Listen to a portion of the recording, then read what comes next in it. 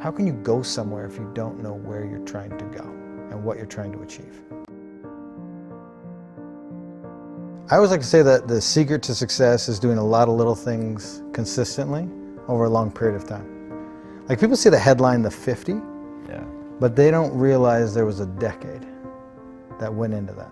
Of training and building up to it? Everything, you know, you can only get so physically fit for a challenge, and then at that point in time, your mind and your body have to come into alignment, and then the mind takes over. And, you know, one of the biggest questions I get is, how do I come or become mentally tough? And, you know, a lot of people say, oh, you're either born with it, or is it something that you can develop? And I'm in the camp of it's a development process. Anybody can do it. And I mean, it started for me in 7th grade. I grew up as a wrestler in Canada. And I lost my very first match. In fact, I lost almost every match after that. Wow. the entire season. Why'd you keep going? Yeah, I just, you know, I'm the type of person that I don't love to be defined by those moments. It was like the 5K that I huff, or the 4-mile fun run. I don't like the word fun and run together. But either. Yeah. How many people do you see running around smiling? Yeah. But for me, I don't enjoy those moments to define me, and I wanna overcome that. And so I would wake up and study the sport and show up, and you know, you always hear show up early and stay late. And I really did that, and by the time I hit my senior year, I went undefeated. Wow. And it's not because I had any talent, it's because I was willing to show up. And so for me, that's where it starts. Everybody always says I have bad knees. And I say you have bad knees because you don't run. And because that guy right there in that stadium that couldn't get up and walk after his marathon shouldn't have gone on and did what I did. Which means also that I'm not talented or gifted. It was a process that I went through and figured it out. I was obsessed with that not being my defining moment, right? A marathon was the pinnacle of running at the time, and I only gave myself 5 months to get ready for it. And I coach full time now with athletes, and one of the biggest things I try to get people to do is back down off the inspiration and let's build a foundation. Because having a giant goal is phenomenal, and you should. But as long as the time frame associated with it has the proper balance. Because when I did the first world record, had I had the idea to do 50 consecutive, it still would have been a great goal, but not in that year. I had to go through the process and take my knocks and learn and evolve and grow to get to that point where I could even, you know, toe the line for 50. How much of the learning and growing was your body growing and getting stronger and more capable, and how much was knowing how to deal with what you were going to go through mentally?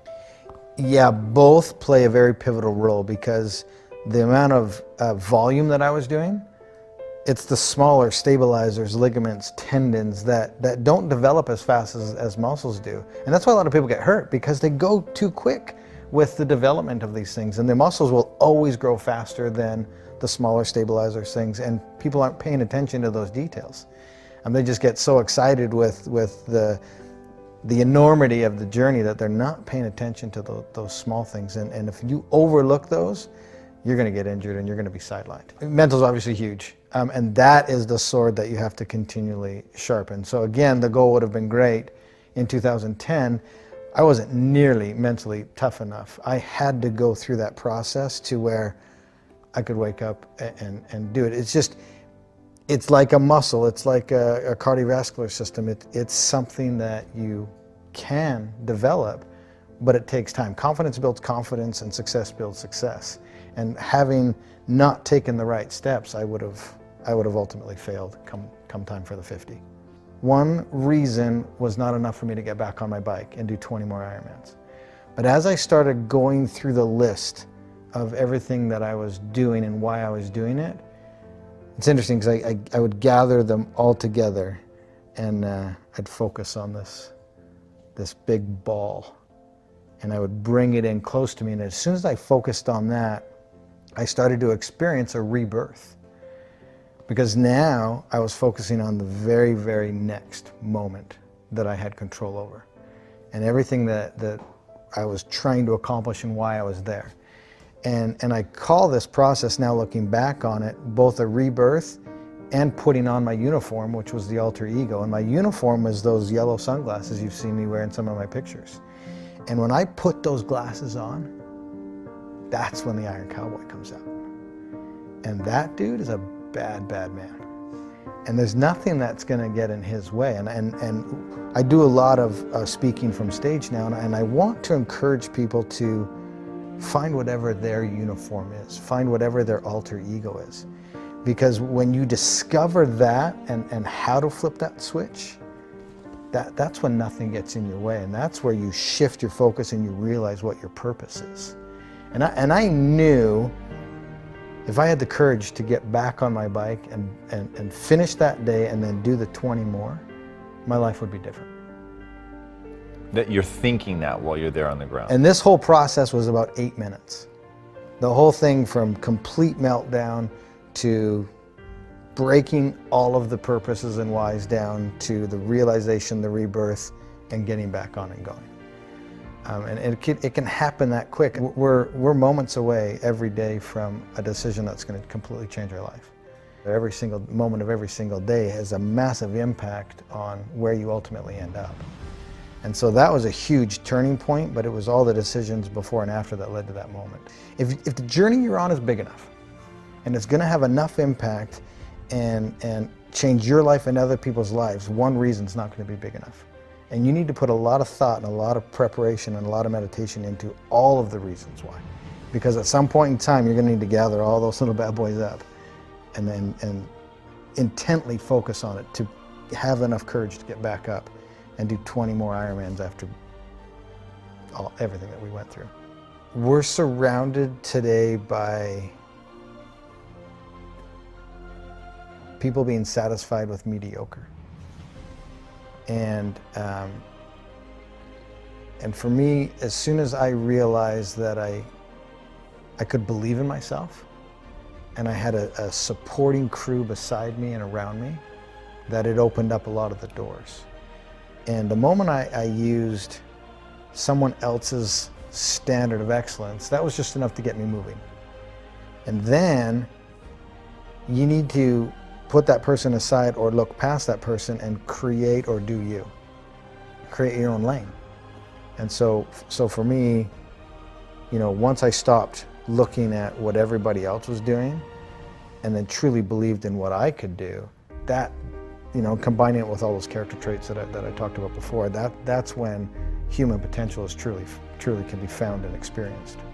How did you develop the belief in yourself?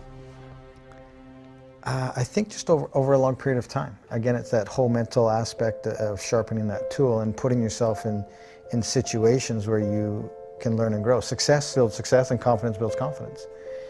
And just over time, as I started to do things, I was becoming successful at them. And I was doing a lot of little things consistently over a long period of time. And that's what allowed me to build the confidence to take on the next. And so it was learned. It was learned by doing and taking massive amounts of action. You have to immediately act and go after it. The only thing I'm trying to do is to get people to open their minds as to what is possible. We're living in a day and age where we're limiting what we think is possible. We're getting in our own way. And my thing that I want to get people to do, and you've probably heard somebody say it before, but motion creates emotion. The hardest thing to do is start moving, engaging.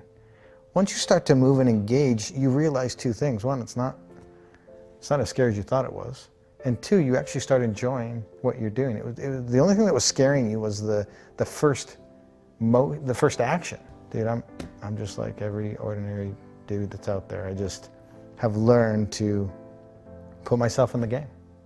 I've learned to show up every single day. The moment you realize the next step isn't going to kill you, and that next step is the first step to evolving, changing, growing, and learning and becoming literally the best version of yourself, that's the most beautiful thing.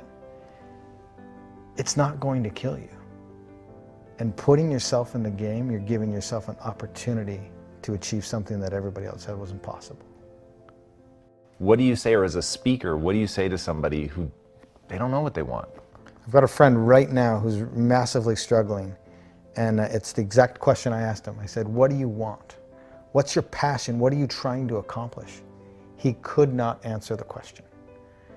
And so my next question was, this is what you have to do first. You have to find out what you want and where you want to go. Then we can start formulating the plan. You can't formulate a plan and figure out the steps unless you know where you're trying to go. You'll just spin around in circles and probably move backwards. How can you go somewhere if you don't know where you're trying to go and what you're trying to achieve?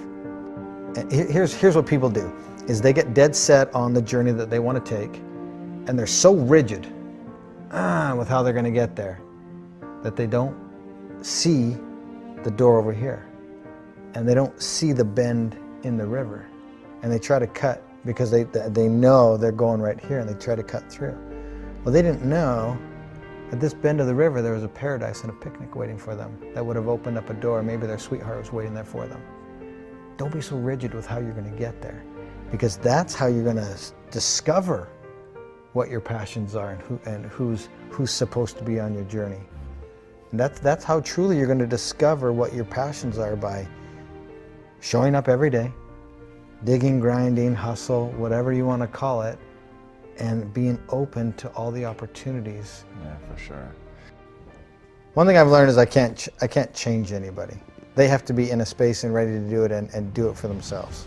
And so for me to hold somebody to my standard, I think is somewhat unfair. Now, I hate excuses. I hate entitlement. I want to hold people to that standard, but it's not fair because they're on their own journey, and I'm not living from their perspective. Everybody's heart is different. And for me to judge somebody else to my standard is unfair because I don't know where they are in their journey. And they could be at the beginning stages, and it would have been unfair to judge me at 24. 41 today. I've learned a lot and I've grown a lot. So my standard at 41 is different than my standard at 24. So if I'm trying to hold a 24-year-old to my standard, probably not realistic. Maybe I'm cautioning people that are listening to take a step back and to understand, take a minute to understand what that person's heart possibly is and where they are on their journey in retrospect to where you are on your journey. That's really, really insightful. I love that a lot. And knowing what somebody's heart is, I think is, I'm going to use that.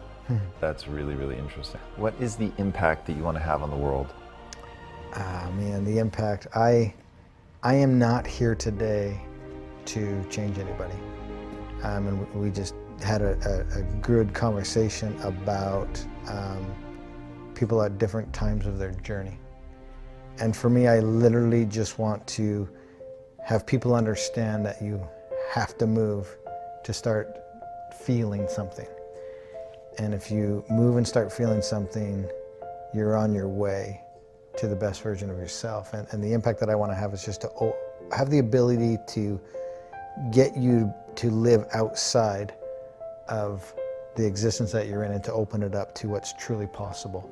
And if I can just get people to understand that you're in your own way and to open up Pandora's box, per se, then you'll truly find what your limits are. And I hope that you don't find your limits, that you exceed your limits.